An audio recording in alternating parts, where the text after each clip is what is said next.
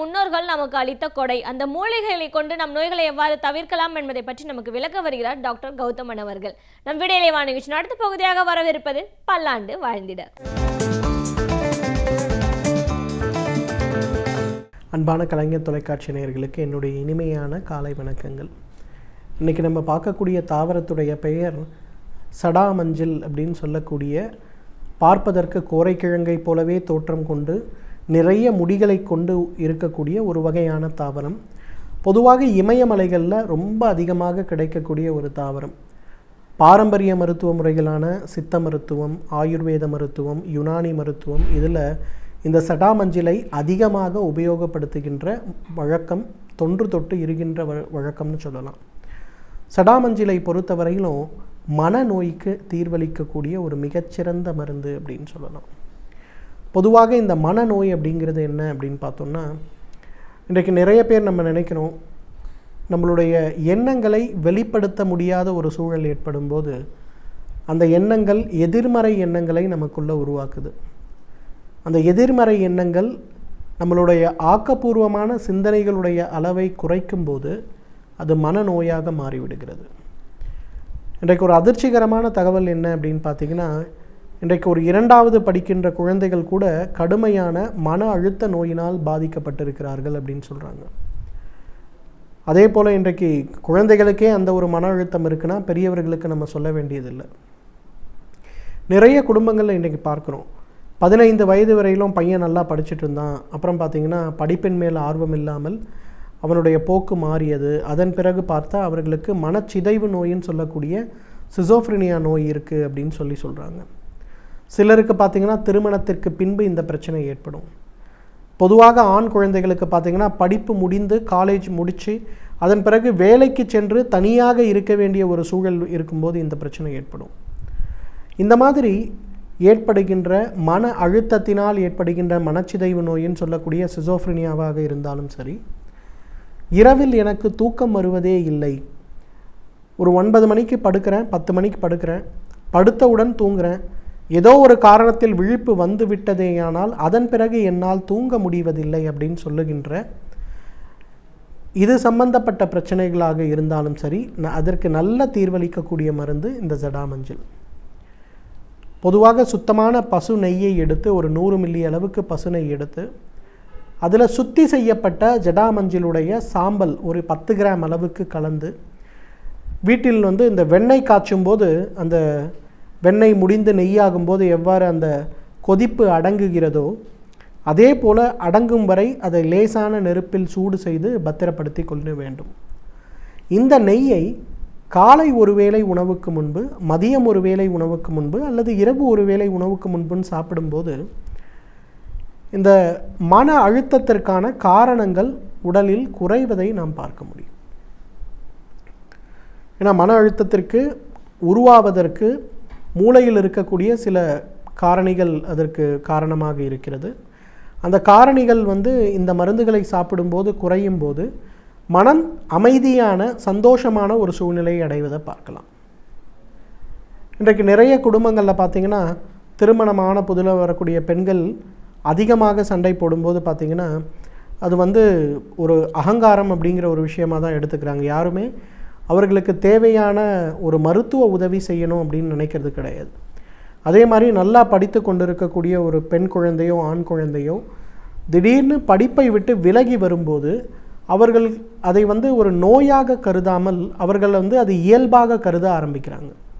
அந்த மாதிரி ஆரம்பிக்கும்போது பார்த்திங்கன்னா அந்த குழந்தைகள் மருத்துவமனைக்கு கொண்டு வருவதற்கு தயங்குவதனாலேயே பார்த்திங்கன்னா அந்த நோயுடைய தாக்கம் அதிகமாக ஆரம்பிக்கிறது. இந்த மாதிரி குழந்தைகளுடைய படிப்பு சம்பந்தப்பட்ட கோளாறுகளாக இருந்தாலும், குழந்தைகள் அட்டென்ஷன் டெஃபிஷியன்சின்னு சொல்லுவாங்க, அவர்களால் கான்சன்ட்ரேஷன் பண்ணி படிக்க முடியாமல் இருக்கக்கூடிய குழந்தைகளாக இருந்தாலும் ஸ்வபாவம் மாறுகிறது அப்படின்னு சொல்லுவோம். 16 வயசு ஆகும்போது அந்த குழந்தைகளுடைய நல்ல பழக்கங்கள் குறைந்து தீய பழக்கங்கள் அதிகமாக ஆரம்பிக்கும். புகைப்பிடிக்க ஆரம்பிப்பார்கள், மது அருந்த ஆரம்பிப்பார்கள். அதே போல் அவர்களுக்கு நல்லது செய்யக்கூடிய விஷயங்களில் இருக்கக்கூடிய நாட்டம் குறையும். இரவில் தூங்க மாட்டார்கள். தனியாக எப்பொழுதும் அவர்களுடைய அறையிலேயே இருக்க வேண்டும் அப்படின்னு நினைப்பாங்க.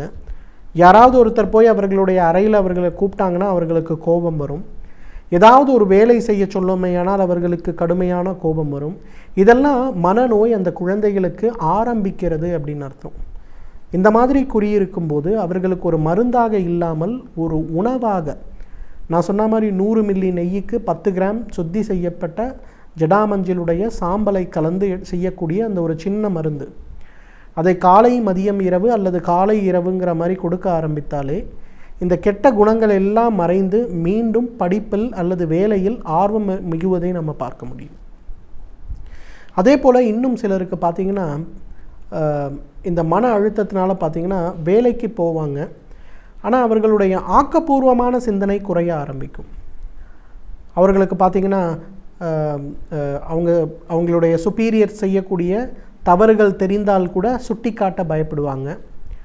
அவங்க கூட வேலை செய்யக்கூடிய ஆட்கள் இவர்களை விட படிப்பு குறைந்தவர்களாக இருந்தாலும் அனுபவம் குறைந்தவர்களாக இருந்தாலும் கூட அவர்கள் செய்யக்கூடிய தவறுகளை அல்லது இவர்களுக்கு சொல்லக்கூடிய வேலைகளை செய்யக்கூடிய முறைகளை சொல்லுவதற்கு பயப்படுவார்கள். அதனாலேயே பார்த்திங்கன்னா அவர்களுக்கு ப்ரமோஷன் இல்லாமல் இருக்கும். அவர்கள் வேலை செய்யக்கூடிய இடங்களில் அவர்களுக்கு மரியாதை இல்லாமல் இருக்கும். இது ஒரு ஸ்டேஜுக்கு மேலே போகும்போது வேலை செய்யக்கூட அவர்கள் தயங்குவார்கள். நான் வேலை செய்ய மாட்டேன், நான் வேலைக்கு போக மாட்டேன், அடிக்கடி வேலையை மாற்றுகின்ற ஒரு சுபாவம் கூட இருப்பதை நாம் பார்க்க முடியும். இதுவும் ஒரு வகையான மனநோய் தான். மூன்றாவது வகையான மனநோய் பார்த்திங்கன்னா இல்லாத விஷயங்களை இருப்பதாக நினைத்து கொள்வது. அவர்களை சாதாரண மனிதர்களாக இல்லாமல் வேறு விதமாக கற்பனை செய்து கொண்டு நடைமுறைக்கு ஒவ்வாத முறையில் வாழ்ந்து கொண்டிருப்பது மூன்றாவது வகையான மனநோய். இந்த 3 வகையான மனநோய்கள் இருந்தாலும் சரி, குழந்தைகளுக்கு வருவது, வேலைக்கு செல்லக்கூடியவர்களுக்கு வருவது, அல்லது இதோடைய அடுத்த நிலையில் இருக்கக்கூடிய மனநோய், இந்த 3 வகையான மனநோய்கள் இருந்தாலும் கூட ஜடாமஞ்சிலிருந்து எடுக்கக்கூடிய அந்த ஒரு நெய்யை உள்ளுக்கு கொடுக்கும்போது எந்த வகையான மனநோயாக இருந்தாலும், மன அழுத்தமாக இருந்தாலும், ஈவன் சொல்லணும்னா குடிப்பழக்கத்துக்கு அடிமையானவர்களுக்கு கூட நல்ல தீர்வளிக்கக்கூடிய மருந்து இந்த ஜடாமஞ்சிலிருந்து எடுக்கக்கூடிய நெய். குடிப்பழக்கம், புகைப்பழக்கம், கஞ்சான்னு சொல்லக்கூடிய அந்த வகையான புகைப்பழக்கங்கள், போதை மருந்து பழக்கங்கள் எதுவாக இருந்தாலும் அவர்களுக்கு கூட ஜடாமஞ்சிலிருந்து எடுக்கக்கூடிய அந்த ஒரு நெய்யை கொடுக்க ஆரம்பித்தாலே அந்த கெட்ட குணங்கள் சிறிது சிறிதாக மறைந்து அந்த போதை பழக்கங்களிலிருந்து முழுமையாக வெளிவர முடிவதை நாம் பார்க்க முடியும். எனவே நேயர்களே, இந்த ஜடாமஞ்சளை பொறுத்தவரையிலும் இயற்கை நமக்கு கொடுத்திருக்கின்ற மிகச்சிறந்த அருமருந்து. குறிப்பாக மூளை சம்பந்தப்பட்ட நோய்களுக்கும் மனநோய்களுக்கும் இயற்கை கொடுத்திருக்கின்ற அருமருந்து.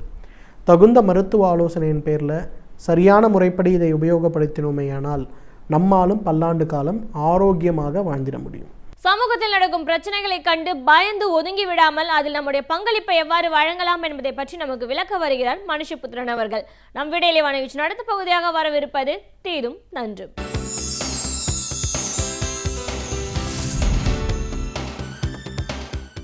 வணக்கம் நண்பர்களே, இன்னும் ஒரு இனிய காலை பொழுதில் தீதும் நன்றும் நிகழ்ச்சியில் உங்களை சந்திப்பதில் மிக்க மகிழ்ச்சி அடைகிறேன். சமீபத்தில் நடிகர் பார்த்திபன் அவர்கள் காவல் நிலையத்தில் ஒரு புகார் ஒன்றை அளித்தார்.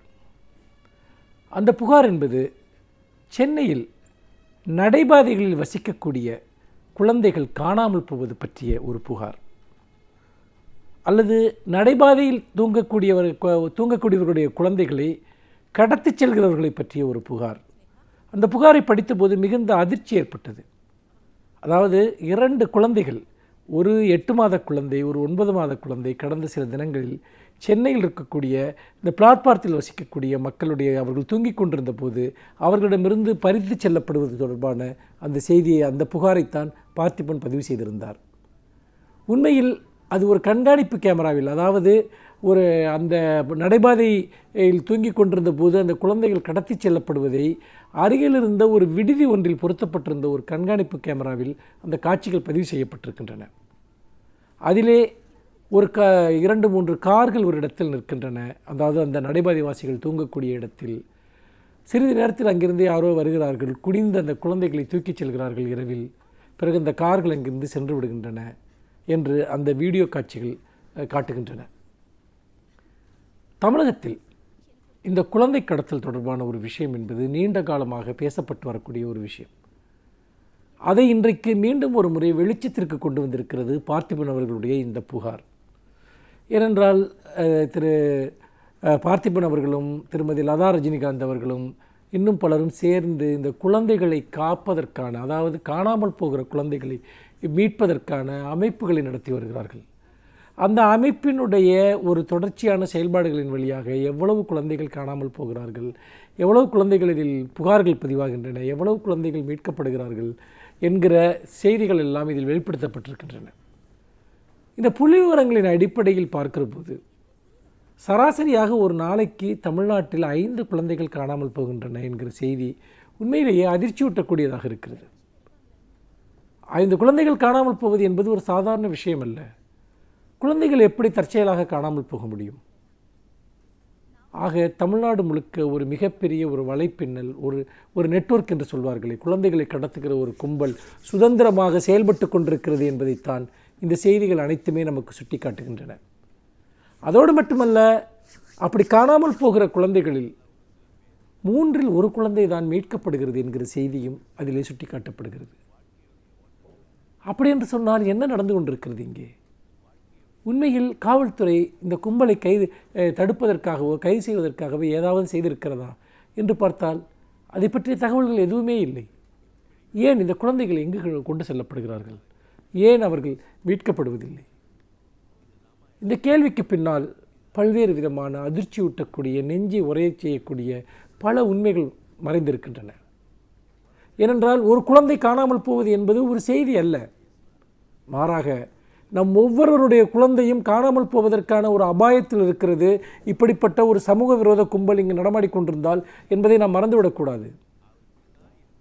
அவருடைய இலக்கு யாராக வேண்டுமானாலும் இருக்கலாம், எந்த குழந்தையாக வேண்டுமானாலும் இருக்கலாம். அவர்களுக்கான தொடர்பு என்பது தமிழ்நாடு முழுக்க எல்லா இடங்களிலும் பரவி இருக்கிறது.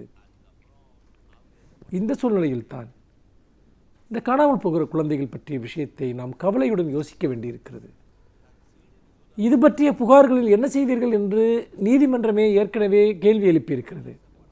ஏனென்றால் ஏராளமான காணாமல் போன குழந்தைகள் தொடர்பான புகார்கள் இதுவரை தீர்க்கப்படவில்லை. ஒவ்வொரு நாளும் செய்தித்தாள்களில் காணாமல் போகிற குழந்தைகளை பற்றிய விளம்பரங்கள், அறிவிப்புகள் வெளிவருகிற போது அல்லது அவர்களுடைய புகைப்படங்களை பார்க்கிற போது நம்முடைய மனம் பதைக்கிறது, பதறுகிறது. நமக்கே இப்படி என்று சொன்னால் அந்த பெற்றோர்களுக்கு அது எப்படி இருக்கும்? அது மரணத்தை விட ஒரு கொடிய வேதனை. நம்முடைய குழந்தைகள் எங்கே இருக்கிறார்களோ, என்ன செய்து கொண்டிருக்கிறார்களோ, யார் அவர்களை என்ன செய்தார்களோ என்று நினைப்பது என்பது உண்மையில் இறப்பை விட கொடுமையான ஒன்று. அப்படி என்று சொன்னால் எல்லா குழந்தைகளுமே இன்றைக்கு அபாயத்தில் இருக்கிறார்கள் என்பதைத்தான் நாம் புரிந்து கொள்ள வேண்டும். ஆனால் இந்த அரசு அதற்காக என்ன நடவடிக்கை எடுத்தது? காவல்துறை அதற்காக என்ன சிறப்பு முயற்சிகளை மேற்கொண்டது என்பதை நாம் யோசிக்க வேண்டும். தமிழ்நாட்டில் அரசு மருத்துவமனைகளிலேயே குழந்தைகள் காணாமல் போகக்கூடிய செய்திகள் எல்லாம் வருகின்றன. பலமுறை அப்படி, அதாவது பிறந்த குழந்தைகளை அரசு மருத்துவமனையிலேயே திருடி செல்லக்கூடிய கும்பல்கள் சுதந்திரமாக செயல்பட்டு கொண்டிருக்கின்றன. ஆனால் இந்த செய்திகள் எல்லாம் இதை தடுப்பதற்கான ஒரு நடவடிக்கையை அரசிற்கு கொடுத்திருக்கிறதா, அதற்கான உந்துதலை கொடுத்திருக்கிறதா என்று பார்த்தால் நம்மிடம் பதில் இல்லை. அப்படிப்பட்ட ஒரு சூழ்நிலையில் தான் இந்த காணாமல் போகிற குழந்தைகள் என்ன ஆகிறார்கள் என்பதை நாம் யோசிக்க வேண்டியிருக்கிறது. தமிழில் 2 திரைப்படங்கள் வெளிவந்தன. அந்த திரைப்படங்கள், ஒன்று நான் கடவுள் என்கிற ஒரு திரைப்படம். அந்த நான் கடவுள் என்கிற திரைப்படம் என்பது ஒரு பிச்சைக்காரர்களுடைய ஒரு உலகம் பற்றின ஒரு திரைப்படம். அதிலும் குழந்தை கடத்தல் தொடர்பான விஷயங்கள் வருகின்றன. குறிப்பாக ஜெயமோகன் அவர்கள் எழுதிய 7ஆம் உலகம் என்கிற ஒரு நாவலிலிருந்து ஒரு பகுதி அதில் படமாக்கப்பட்டிருந்தது. ஆனால் இந்த 7ஆம் உலகம் என்கிற நாவலை இந்த குழந்தைகள் எப்படி கடத்தி செல்லப்படுகிறார்கள், எப்படி அவர்கள் ஊனப்படுத்தப்பட்டு பிச்சை எடுப்பதற்கும் வேறு பல தொழில்களுக்கும் அவர்கள் ஈடுபடுத்தப்படுகிறார்கள் என்பதை பற்றியதுதான் அந்த நாவல். அதில் பல்வேறு விதமான இடைத்தரகர்கள் இருக்கிறார்கள். அவர்கள் எல்லா இடங்களிலும் பரவி இருக்கிறார்கள். இதுபோன்ற குழந்தைகளை கடத்தி கொண்டு போய் அவர்களை ஊனப்படுத்தி பிச்சை எடுக்க செய்வது போன்ற விஷயங்களில் அவர்கள் ஈடுபடுத்துகிறார்கள் என்பது ஒரு செய்தி. இன்னொரு படம் அதே போல் வெளிவந்தது, 6 மெழுகுவர்த்திகள் என்கிற ஒரு திரைப்படம். அந்த திரைப்படம் ஓரளவிற்கு எப்படி இந்த குழந்தை கடத்தல் கும்பல் என்பது ஒரு மிகப்பெரிய ஒரு செயின் நெட்வொர்க் என்று சொல்வார்களே, ஒரு பெரிய வலைப்பின்னலாக செயல்பட்டு கொண்டிருக்கிறார்கள். காவல்துறையினரும் கூட சிலர் அவர்களுக்கு உடந்தையாக இருக்கிறார்கள் என்பதை எல்லாம் அந்த படம் காட்டிய போது பலரும் அதிர்ச்சியில் உறைந்து போனார்கள். ஆனால் இதெல்லாம் நம்முடைய வாழ்க்கையில் நிகழக்கூடிய யதார்த்தங்களாக இருக்கின்றன. இப்படி இன்னொரு கவலை தரக்கூடிய ஒரு செய்தி இதில் என்னவென்றால், இப்படி காணாமல் போகக்கூடிய குழந்தைகளில் நிறைய குழந்தைகள் பெண் குழந்தைகளாக இருக்கிறார்கள் என்கிற ஒரு செய்தியும் அதில் இருக்கிறது. பெண் குழந்தைகள் கடத்தி செல்லப்படுவது என்பது பல்வேறு காரணங்களுக்காக, முக்கியமாக பாலியல் தொழிலுக்கு அவர்கள் கொண்டு செல்லப்படுகிறார்கள்.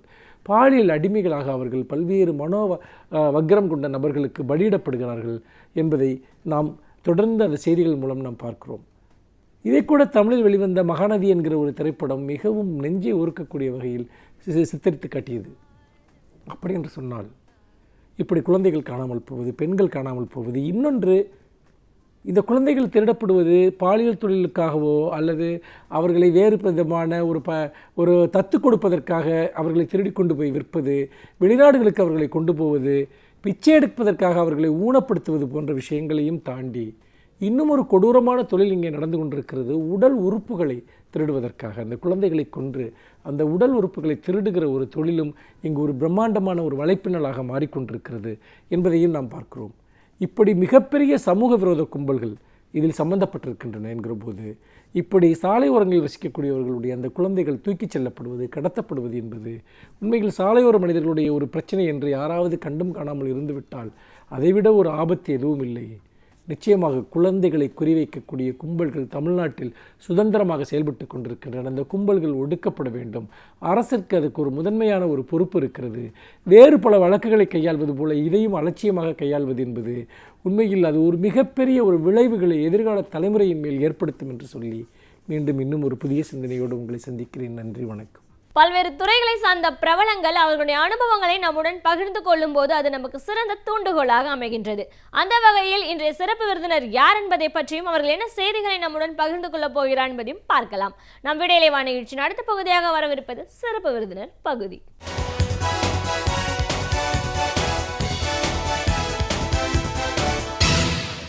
வணக்கம் நேயர்களே, விடியலே வா நிகழ்ச்சியின் சிறப்பு விருந்தினருக்கான நேரம் இது. இன்றைய சிறப்பு விருந்தினர் கவிஞர், எழுத்தாளர், பட்டிமன்ற பேச்சாளர் திரு மார்ஷல் முருகன். ஒரு பேச்சாளரா, ஒரு படைப்பாளியா இன்றைக்கு இருக்கிற அரசியல் சூழல் எப்படி இருக்கு, இந்த 5 ஆண்டு கால ஆட்சியில எந்த மாதிரியான ஒரு செயல்பாடுகள்லாம் இன்னைக்கு நடந்துட்டு இருக்கு, ஒரு மாற்றம் தேவை அப்படின்னும் போது திமுக எந்த அளவுக்கு ஒரு முக்கியமான மாற்றத்தை ஏற்படுத்தும், இப்படி பல விஷயங்களை இன்னைக்கு நம்ம அவர்கிட்ட கேட்டு தெரிஞ்சுக்க போறோம். வணக்கம் சார். வணக்கம். ஒரு கவிஞரா, எழுத்தாளரா, பட்டிமன்ற பேச்சாளரா எங்க நிகழ்ச்சிக்கு உங்களை நாங்கள் முதல்ல வரவேற்கிறோம்.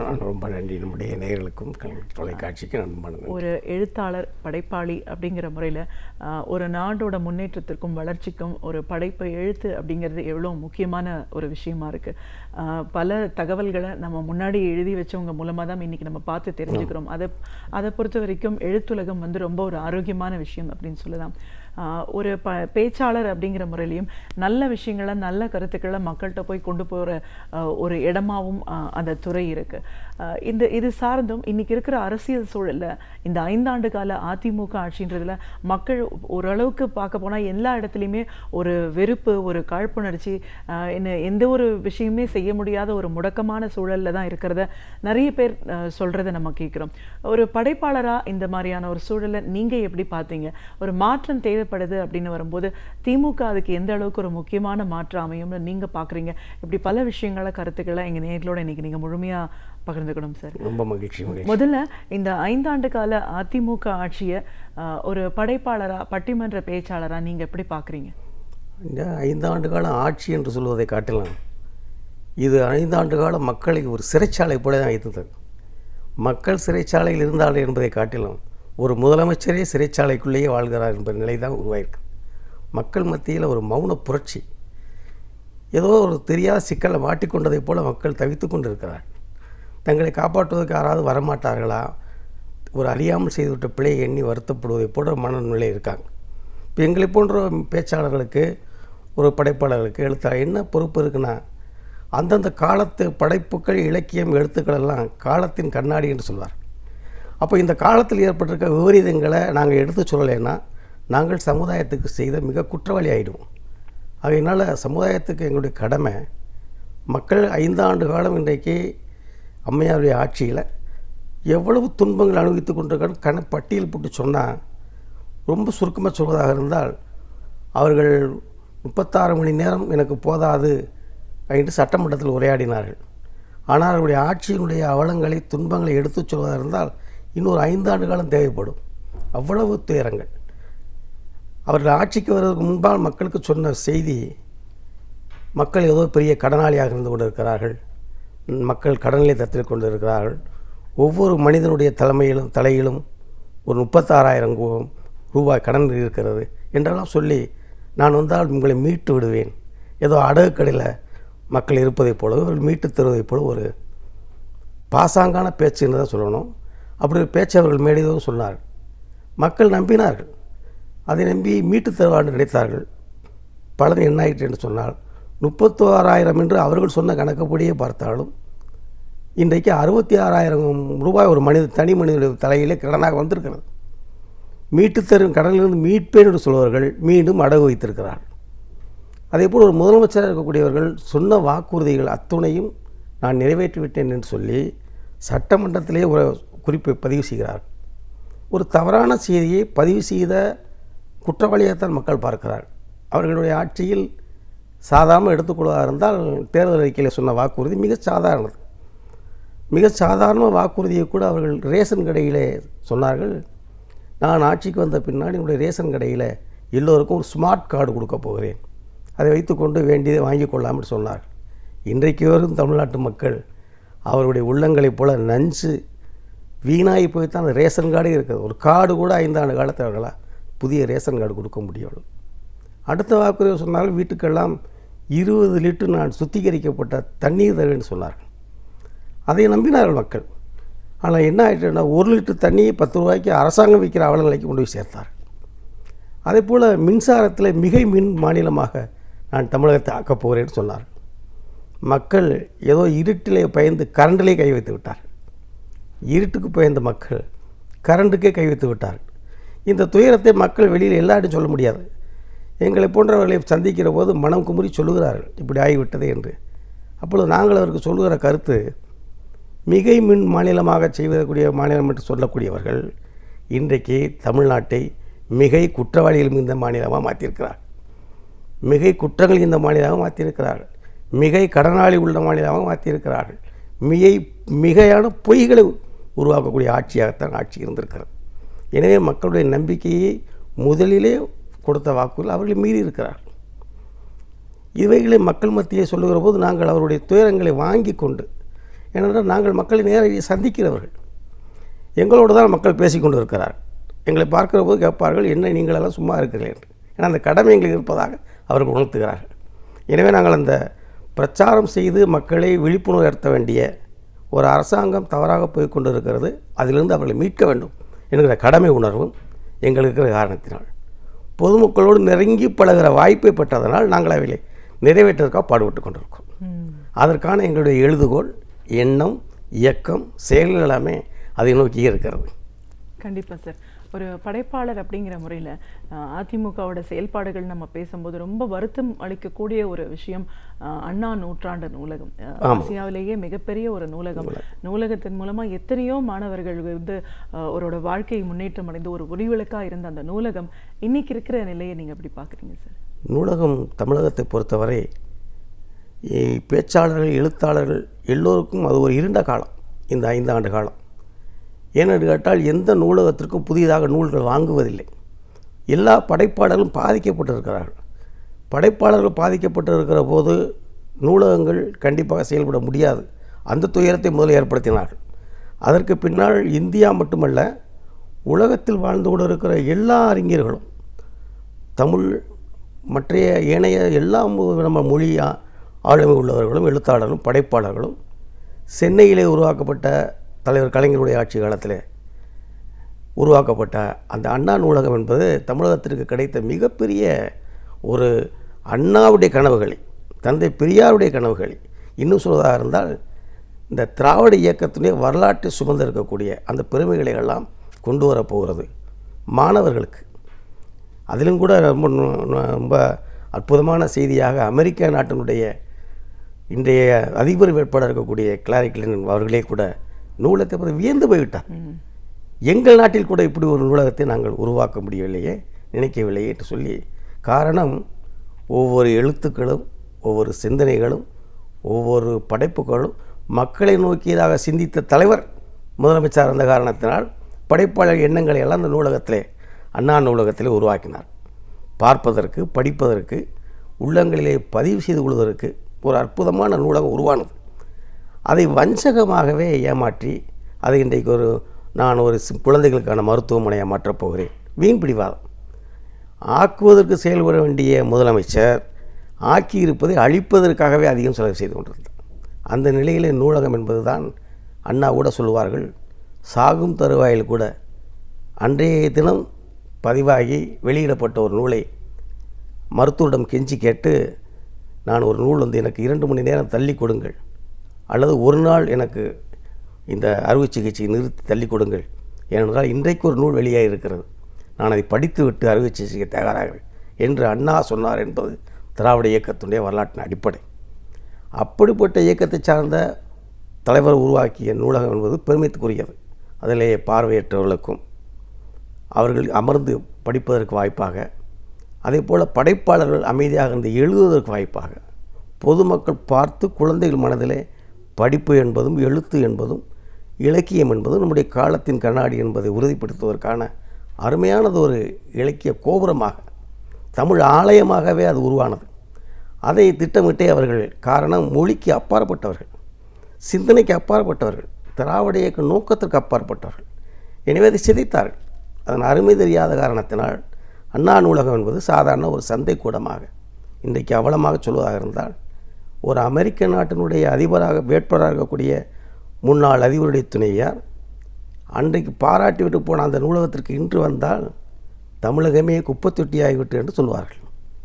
அந்த அளவிற்கு அண்ணா நூலகத்தை மிகவும் மோசமான சூழ்நிலைக்கு தள்ளியிருக்கிறார். இது ஒரு திட்டமிட்ட தலைவர் கலைஞர் அவர்கள் ஆட்சி காலத்தில் நடந்த பெருமைக்குரிய செயல்களை, ஆண்டாண்டு காலமாக நாட்டில் வரலாறு படைக்கக்கூடிய செயல்களை முடக்குகின்ற ஒரு நோயாளித்தனமான எண்ணம் தான் இது நடந்திருக்கிறது. இது நூலகத்தை பொறுத்தவரை அவர் செய்த மிகப்பெரிய வஞ்சகமான திட்டம். கண்டிப்பாக சார். ஒரு பட்டிமன்ற பேச்சாளர் அப்படிங்கிற முறையில் பல ஊர்களுக்கும் நேரடியாக போய் மக்கள் மத்தியில் உங்களுடைய பார்வையை பகிர்ந்துக்கிறதுக்கான, உங்களுடைய பேச்சை பகிர்ந்துக்கான ஒரு சூழல் உங்களுக்கு நிறைய கிடச்சிருக்கும்.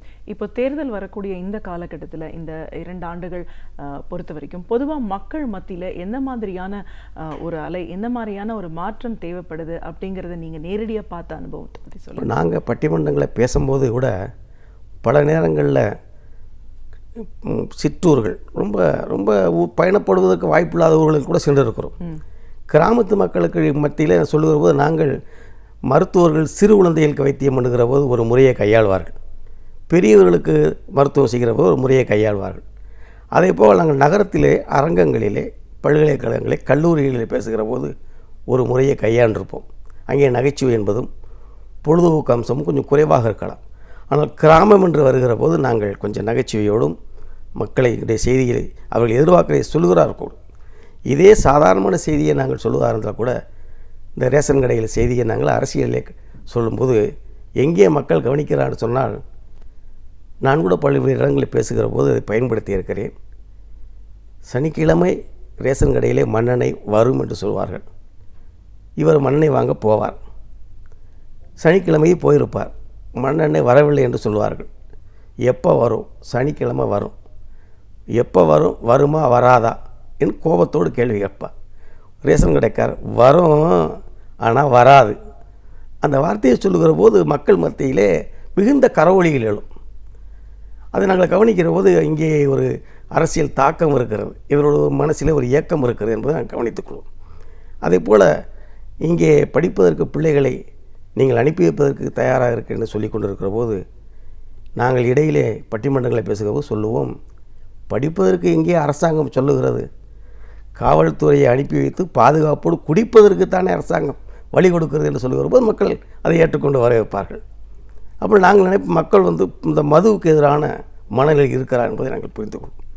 எனவே இந்த செய்திகளை பட்டிமன்றங்களை பேசுகிற போது நிறைய செய்திகள், குடும்ப செய்திகளும் சரி, இன்றைக்கி சாதாரணமாக ஒவ்வொரு நிலையில் இருக்கக்கூடிய மக்களுக்கு நாங்கள் இந்த தலைவருடைய ஆட்சி காலத்தில் நடந்த இதை சேவைகளை சொல்லுகிற போது இன்றைக்கு ஓடுகிற இந்த சென்னை மாநகரம் எங்கள் பகுதி தென் மாவட்டங்களிலே கூட ஜெயலலிதா அவருடைய அரசாங்கம் என்ன செய்தது, நாங்கள் ஆட்சிக்கு வந்ததற்கு பின்னால் ஒரு செய்தி அவர்கள் சொன்னதை நாங்கள் பட்டிமன்றத்தில் பயன்படுத்துவோம்.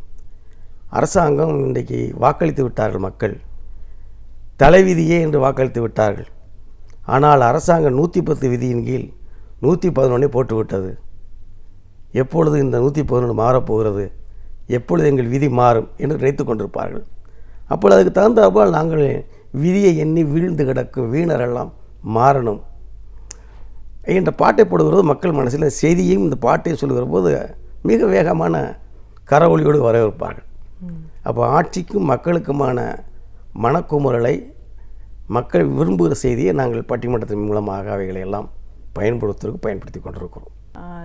தளபதி ஸ்டாலின் அவர்கள் வந்து நமக்கு நாமே பயணத்தின் மூலமாக ஒவ்வொரு மாவட்டங்களுக்கும் நேரடியாக போய் மக்களோட குறைகளை வந்து கேட்டுட்டு வந்திருக்காங்க. அந்த குறைகளுக்கு தகுந்தபடி தேர்தல் அறிக்கையிலையும் நிறைய விஷயங்களை மக்களுக்கு பயனுள்ளதாக செய்யணும் அப்படிங்கிற மாதிரி கருத்தையும் சொல்லியிருக்காங்க. ஒரு பேச்சாளர் அப்படிங்கிற முறையிலையும் திமுகவுடைய செயல்பாடுகள் தளபதி ஸ்டாலின் அவருடைய இந்த பயணத்தை எப்படி பார்க்குறீங்க சார்? அதையும் நாங்கள் நிறைய இடங்களில் பயன்படுத்துகிறோம்.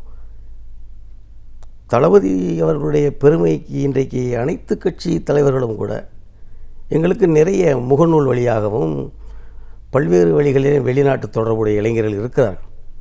அவர்களெல்லாம் தளபதியுடைய நமக்கு நாமே பயணத்தை பார்த்துவிட்டு உடனடியாக செய்தியை சொல்கிறார்கள்.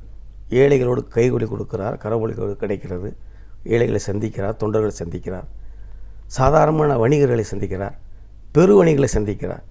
அதில் எல்லா தரப்பு மக்களையும் சந்திக்கக்கூடிய ஒரு எளிமையான தலைவராக வந்திருக்கார்கள், பெருமை இருக்குது. அதை கூட எனக்கு ஒரு வாய்ப்பாக அன்றைய தினம் தளபதி அவர்கள் கன்னியாகுமரியிலே பயணித்து தொடங்குகிற போது அன்றைக்கு வடகிழக்கு பருவ நிலை மாற்றத்தில் பூமியில் ஏற்பட்ட ஈரப்பதத்தின் காரணமாக சூரியனை சுற்றி ஒரு ஒளிவட்டம் வந்ததாக ஒரு பத்திரிகை செய்தி வந்தது. அதை வைத்து கொண்டே கூட நான் ஒரு கவிதை எழுதினேன்.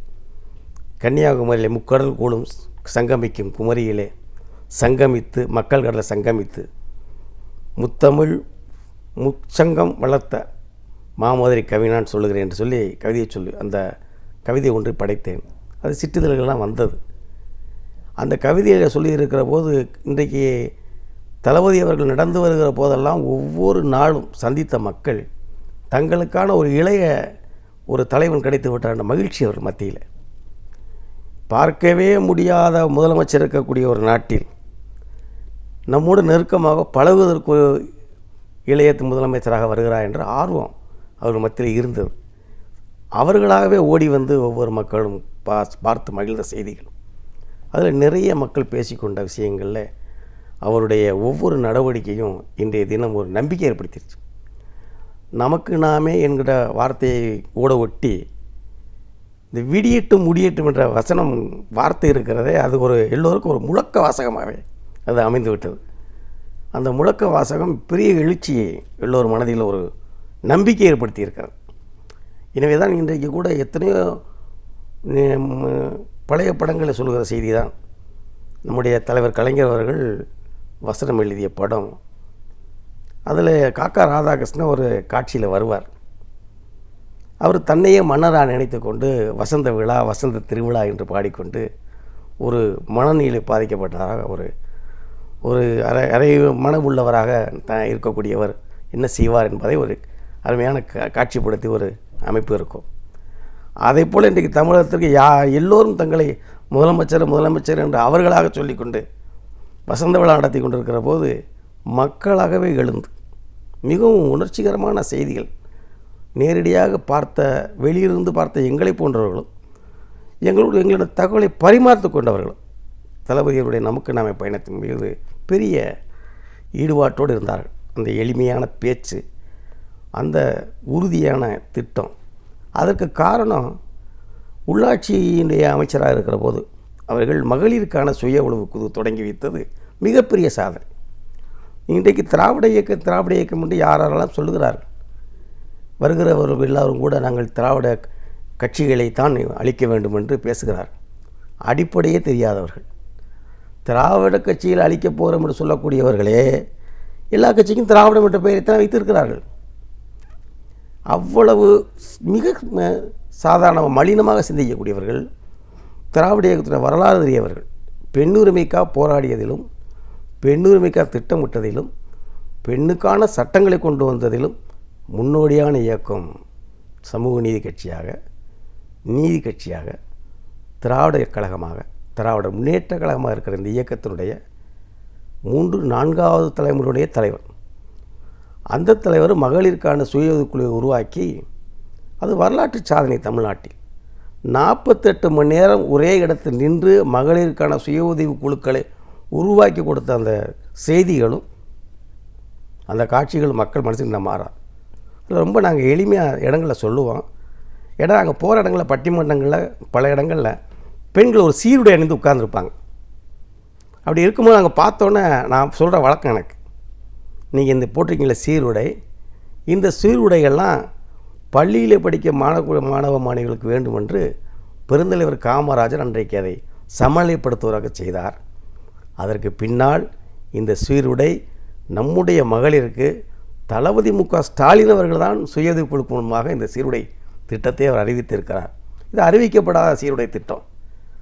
அது மட்டும் இல்லாமல் கிராமத்தில் இருக்கிற பெண்கள் பேனா வச்சே பழக்கம் இல்லை. அவங்களுக்கு பேனா எடுக்கணும், பேப்பர் வச்சுக்கணுங்கிற பழக்கமே கிடையாது.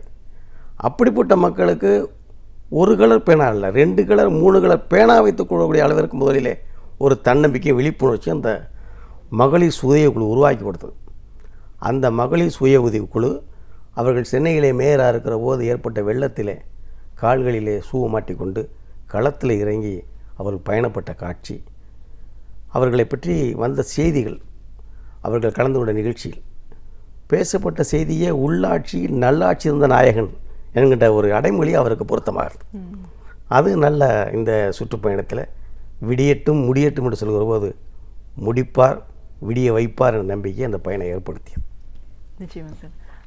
தலைவர் கலைஞர் அவரை பற்றி நம்ம பேசும்போது ஆரம்ப காலத்தில் சமூக நீதிக்காகவும் திராவிட கழகங்கள் உருவான காலத்திலிருந்தும் திராவிட முன்னேற்ற கழகம் அப்படின்னு உருவான ஒரு விஷயம் இன்னைக்கு வரைக்கும் சிறுபான்மையினர் நல சமுதாயம் வாழ்க்கையில் அடித்தட்டில் இருக்கிற மக்கள் மேம்பாடு அடையணுன்றதுக்காக செய்கிற பணிகள் அப்படின்னு நிறைய இருக்குது. அப்படின்னாலும் ஒரு படைப்பாளர் அப்படிங்கிற முறையில் அவரும் ஒரு படைப்பாளியாக, ஒரு கவிஞராக தன்னுடைய பயணத்தை தொடங்கின மனிதர்.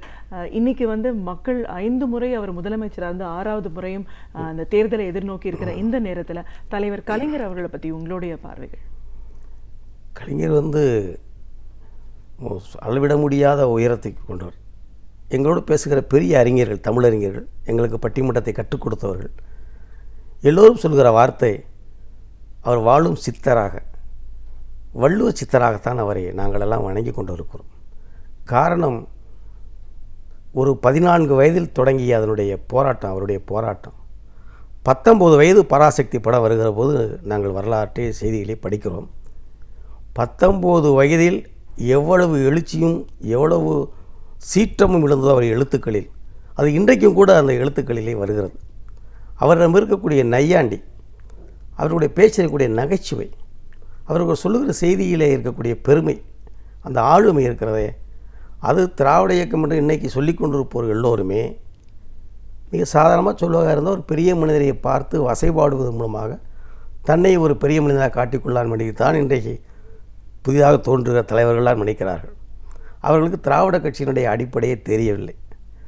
திராவிட கட்சி என்கின்ற ஒரு கட்சியும் முத்தமிழர் தந்தை பெரியார் அவர்களும் அண்ணா அவர்களும் முத்தமிழர் டாக்டர் கலைஞர் அவர்களும் தோன்றி ஆட்சி பொறுப்புக்கு வராது போயிருந்தால் இந்த சமுதாயத்தில் முழங்காலுக்கு கீழே வேஷ்டி கட்டி இருக்க முடியாத எவனாலும், அதே போல் எந்த ஒரு மனிதனாலும் இன்றைக்கு மருத்துவத்துறையில் இவ்வளவு மருத்துவர்கள், இவ்வளவு பொறியாளர்கள், இவ்வளவு வழக்கறிஞர்கள், தாழ்த்தப்பட்ட பிற்படுத்தப்பட்ட ஒடுக்கப்பட்ட மக்களிலிருந்து இவ்வளவு ஒரு வீரியமிக்க மனிதர்களை உருவாக்கியிருக்கவே முடியாது. அது இப்போ இருக்க சமுதாயத்திற்கு சரியாக புரியவில்லை. காரணம், வேண்டுமென்றே திட்டமிட்டு அவைகளெல்லாம் ஊடகங்கள் மூலமாகவும் பல்வேறு பத்திரிகை மூலமாகவே மறைக்கப்படுகிறது. காரணம், அதுதான் முதலே சொன்னபடி திராவிட இயக்கம் என்று சொன்னால் சின்ன செய்தியை சொல்லலாம். இந்த மருத்துவத்துறை படிப்பதற்கே முதலிலே 1924 நீதி கட்சியினுடைய முதலமைச்சர் ராமசாமி இங்கே இருக்கிற போது மதுரையிலே நடந்த மாநாட்டில் கூட முழுக்க சமஸ்கிருதத்தில் இந்த மாநாடு நடந்ததாகவும் அந்த மாநாட்டிலே அனைவரும் சமஸ்கிருதத்தில் பேசி சமஸ்கிருதத்தில் பேசி முதலமைச்சரை அவமானத்தைப்படுத்தி விட்டார் என்று அவர் வருத்தப்பட்டு அவர் பெருந்தலைவர் காமராஜரிடம் தந்தை பெரியாரிடம் முறையிட்டு அதற்கு பின்னால் நடந்த சட்டமன்ற கூட்டத்திலே முதலமைச்சர் ராமசாமி நிகர் என்ற முதலமைச்சர் தான் இனிமேல் மருத்துவத்துறையில் நுழைவுதேர்வு எழுதுவதற்கு சமஸ்கிருதம் தேவை இல்லை என்ற சட்டத்தை உருவாக்கியது. அன்றைக்கு ஏற்படுத்தப்பட்ட அந்த சட்டம் அதற்கு பின்னால் இன்றைக்கு கூட சமீபத்தில் நம்முடைய பேராசிரியர் ராமசாமி அவர்கள் ஒரு திராவிட இயக்கத்தில் வரலாறு எழுதியிருக்கிறார்.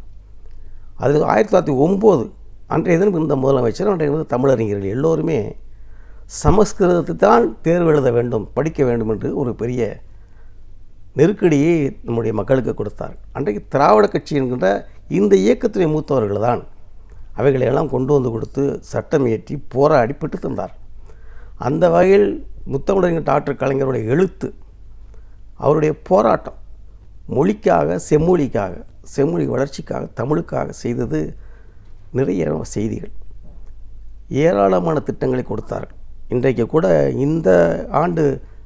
சென்ற ஆண்டு இந்த ஆண்டுகளில் கூட பள்ளி மாணவர்கள் அரசு பள்ளி தேர்வுகளில் பள்ளியில் படிக்கக்கூடியவர்கள் இந்த சமச்சீர் கல்வி என்கிற கல்வியின் மூலமாகத்தான் இன்றைக்கு மேலே வந்திருக்கிறார்கள்.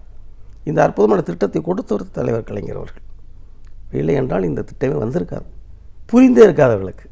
ஆனால் அதை கெடுக்க வரக்கூடியவர்கள் தங்களை பெருமையாக காட்டிக்கொள்கிறார்கள். கொண்டு வந்தவரை சிறுமைப்படுத்த முயற்சி இருக்கிறார்கள். இது கொஞ்சம் மக்கள் மத்தியிலே இன்னும் கூட அறியாமல் இருக்கிறது. தந்தை பெரியார் சொன்னதை போல் இன்னும் 50 ஆண்டு காலம் உழைக்க வேண்டும் என்று அவர்கள் காலத்தை சொன்னார்கள். அது தொடர்கிறது என்று தான் நாங்களெல்லாம் கருதுகிறோம். தலைவர் அவருடைய காலத்தை தொடங்கி கொண்டிருக்கிறது. இன்றைக்கும் கூட அவர் எழுத்து மிகுந்த சீற்றத்தோடும் மக்களை உணர்ச்சி தரக்கூடிய மாதிரி இருக்கிறது. அந்த வகையில் தலைவர் கலைஞர்கள் செய்திருக்கக்கூடிய மொழிக்காக அவருடைய படைப்புகள் அத்துணையுமே பெரிய அற்புதமானவர்கள். பேச்சு, எழுத்து, செயல் எல்லாமே அவர்கள் தமிழுக்கு செய்த தொண்டுகள் நிறைய உண்டு. அவைகளெல்லாம் வணக்கத்திற்குரியது. ஒரு சுருக்கமான நேரத்தில் அவைகளெல்லாம் நாம் நினைத்து பார்ப்பதற்கு நேரம் இல்லாமல் இருப்பது கவலை. மக்கள் மத்தியில் ஆனால் நிறைய எண்ணங்கள் இருக்கிறது. ஆங்காங்கு சில வேக தடைகள் வைத்து கொண்டிருக்கிறார்கள். அவைகளெல்லாம் வேகமாக தடைகள் உடைக்கப்படும். மீண்டும் தலைவருடைய 6வது முறை ஆட்சி என்பது மக்கள் மனசில் பதிவாகிவிட்டது. இப்பொழுதே எல்லோரும் 6வது முறை என்கின்ற வார்த்தையை உச்சரிக்க தொடங்கிவிட்டார்கள். இன்னும் ஒரு அற்புதமான காலம் உருவாகிருக்கு. நம்பிக்கையோடு இருக்கிறோம். நாங்களெல்லாம் நல்ல சிறப்பான பணி தலைவருடைய மொழிக்கான, மக்கள் விழிப்புணர்ச்சிக்கான, திராவிட இயக்கத்துடைய வளர்ச்சிக்கான பணி அவர்களை சார்ந்தது. நிச்சயமாக சார். ஒரு படைப்பாளியாக, ஒரு கவிஞராக, பட்டிமன்ற பேச்சாளராக இன்றைக்கி இருக்கிற அரசியல் சூழலில் இந்த 5 ஆண்டு கால அதிமுக ஆட்சி எப்படி செயல்பட்டுச்சு? நூலகம் இல்லை, எல்லாருக்கும் ஒரு விடிவெள்ளின்னு சொல்லலாம், ஒரு ஞானக்கண் திறக்கக்கூடிய ஒரு இடம். அது கலைஞர் ஆட்சியில் துவங்கப்பட்டதுன்ற ஒரு காரணத்துக்காகவே இன்றைக்கி எந்த அளவுக்கு ஒரு முடக்கப்பட்ட சூழ்நிலையில் அது இயங்கிட்டு இருக்கு. அதற்கு அப்பாற்பட்டு இன்றைக்கி இருக்கிற அரசியல் சூழல் எப்படி இருக்குது? தளபதி ஸ்டாலின் அவர்களுடைய சுற்றுப்பயணத்தை உங்களோட பார்வையில் எப்படி பார்த்தீங்க? கலைஞர் அவர்களுடைய தொண்டுன்னு நிறைய விஷயங்களை எங்களோட நீங்கள் முழுமையாக பகிர்ந்ததுக்கு நன்றி. ரொம்ப நன்றி. நல்ல வாய்ப்பினை தந்து நல்ல விழிப்புணர்வு வழியை உருவாக்கி தந்தவங்களுக்கு ரொம்ப நன்றி.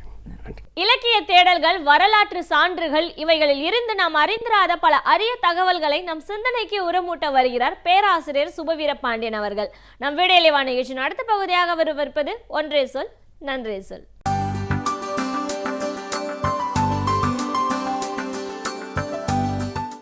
அனைவருக்கும் வணக்கம்.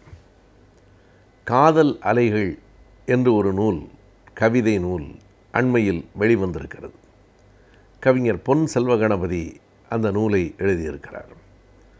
நீண்ட நெடு நாட்களாக, பல ஆண்டுகளாக தமிழில் கவிதைகளை எழுதி கொண்டிருக்கிற, நல்ல கவிதை நூல்களை தந்திருக்கிற பொன் செல்வகணபதி அவர்கள் ஒரு பெரிய இடைவெளிக்கு பிறகு இந்த நூலை இப்போது கொண்டு வந்திருக்கிறார்.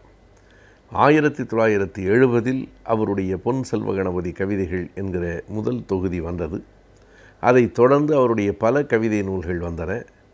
குறிப்பிட்டு சொல்லத்தக்க பல வரிகளை அவர் எழுதியிருக்கிறார். ஒன்றே குலம் என்பதும் ஒருவனே தேவன் என்பதும் நமக்கு பல முறை சொல்லப்பட்டு படிந்து கிடக்கிற ஒரு செய்தி அதனை சற்று மாற்றி ஒன்றே குலம் ஒருவனும் தேவனில்லை என்று எழுதுகிற அழுத்தமான வரிக்கு சொந்தக்காரர் அவர் நான் இனிமேல் காதல் கவிதைகளையெல்லாம் எழுதுவதாக இல்லை, திராவிட இயக்க கோட்பாடுகளில் மிக ஊறி போயிருந்த அவர் வெறும் கொள்கை முழக்கங்கள் தான் என்னுடைய கவிதைகளாக இருக்கும், அதை கவிதை நயம்பட சொல்லுவதுதான் என் பணி என்று குறிப்பிட்டிருந்தார்.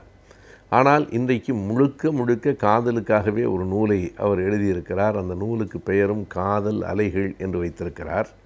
என்ன காரணம் என்பதை அவர் முன்னுரையிலே விளக்கியிருக்கிறார். இந்த நூலுக்கு காதல் அலைகள் என்று பெயர் வைக்கப்பட்டிருக்கிறது. காதலை பற்றிய செய்திகள் உள்ளே இருக்கின்றன. ஆனாலும் இந்த நூலினுடைய நோக்கம் காதலை பரப்புவதன்று. இன்றைக்கு சாதியின் பெயரால், சாதியின் பின்னால் இருக்கிற அரசியல் கட்சிகளும் சேர்ந்து காதலை முடக்கி போடுவதும் காதலர்களை கொலை செய்வதுமாக நாட்டில் நடப்புகள் நடந்து கொண்டிருக்கின்றன. இதனை பார்த்து பொறுக்க முடியாமல் தான் இந்த நூலை நான் எழுதியிருக்கிறேன். எனவே இது காதலுக்கு ஆதரவானதென்றால் சாதியை எதிர்ப்பது காதலே என்கிற அடிப்படையில் காதலுக்கு ஆதரவானது. மற்றபடி எல்லோரையும் காதலியுங்கள் என்று சொல்லி கொண்டிருப்பது நம் வேலை இல்லை.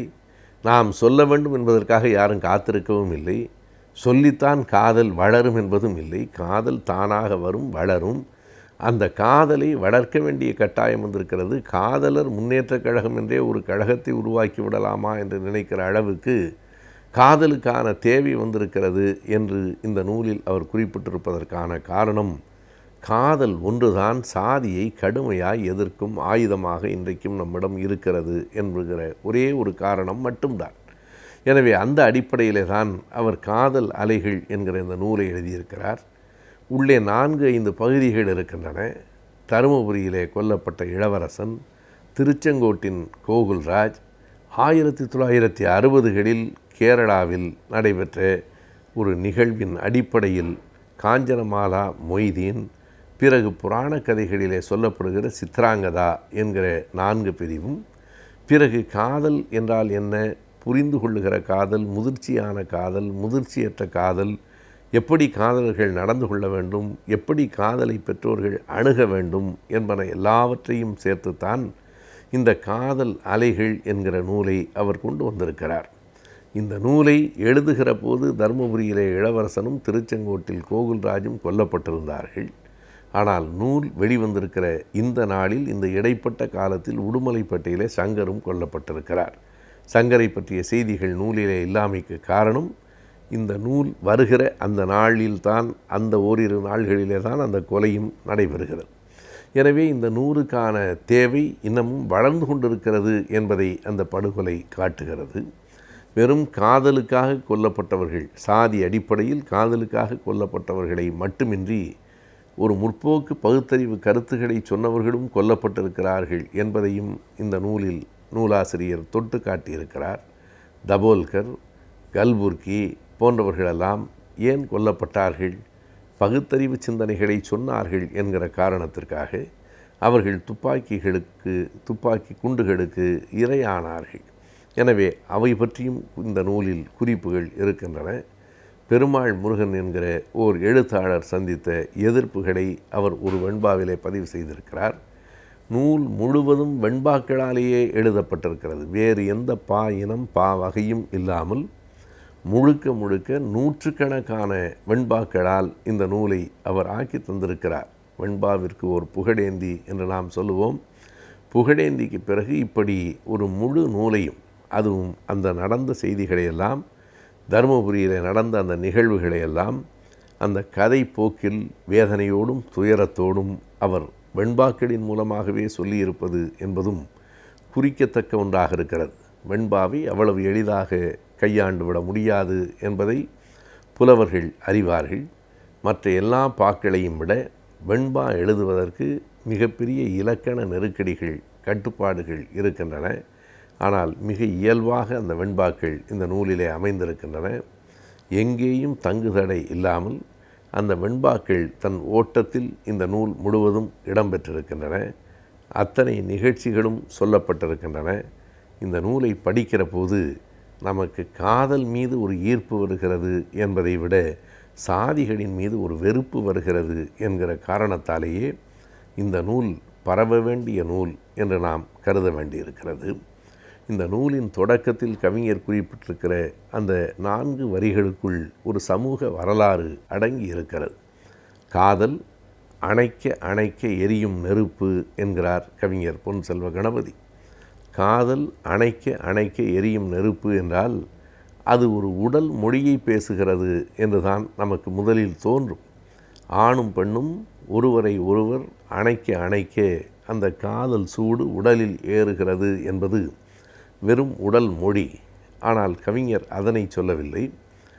காதல் என்பது அணைக்க அணைக்க எரியும் நெருப்பு என்றால் நீங்கள் எத்தனை காதலர்களை கொன்றாலும் காதல் இறந்து போகாது, காதல் அணைக்க அணைக்கத்தான் நெருப்பு வளரும் என்று ஒரு சமூக மொழியிலே தான் அந்த 4 வரிகளும் எழுதப்பட்டிருக்கின்றன. அதே 4 வரிகள் அல்லது இன்னமும் சொன்னால் 4 சொற்கள் தான் காதல் அணைக்க அணைக்க எரியும் நெருப்பு என்று ஒரு 5 சொற்களில் சொல்லப்பட்டிருக்கிற இங்கே தான் ஒரு மிகப்பெரிய சமூக பார்வையும் சமூக வரலாறும் அடங்கி இருக்கிறது. எனவே மிகச் சுருக்கமாக, அதே நேரத்தில் ஒரு சுண்ட காய்ச்சிய பாலை போல மிக அழுத்தமாக பல செய்திகளை இந்த நூல் கொண்டிருக்கிறது. இந்த நூல் முழுவதையும் படித்து பார்த்த ஒரு நண்பர் வெளியீட்டு விழாவிலே பேசுகிற போது காதல் அலைகள் என்று பெயர் வைத்திருந்தாலும் எனக்கென்னவோ காதல் கொலைகள் என்கிற தலைப்பு தான் இதற்கு பொருத்தமாக இருக்கிறது என்று சொன்னார். காதலால் ஏற்பட்ட கொலைகள் பற்றித்தான் அந்த நூல் பேசுகிறது. ஆனாலும் காதல் அலைகள் ஒரு நாளும் ஓய்வதில்லை என்பதை அந்த நூல் வலியுறுத்துகிறது. எனவேதான் அந்த நூலுக்கு காதல் அலைகள் என்று அவர் பெயர் வைத்திருக்கக்கூடும். வெண்பாக்களால் எழுதப்பட்டிருக்கிற இந்த காதல் அலைகள் நண்பாக்களால் மக்களுக்கு நல்ல செய்தியை கொண்டு வந்திருக்கிறது என்றுதான் கூற வேண்டும்.